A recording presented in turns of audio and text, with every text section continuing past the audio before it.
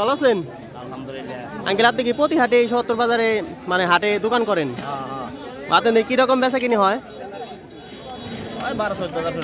প্রতি হাটেই?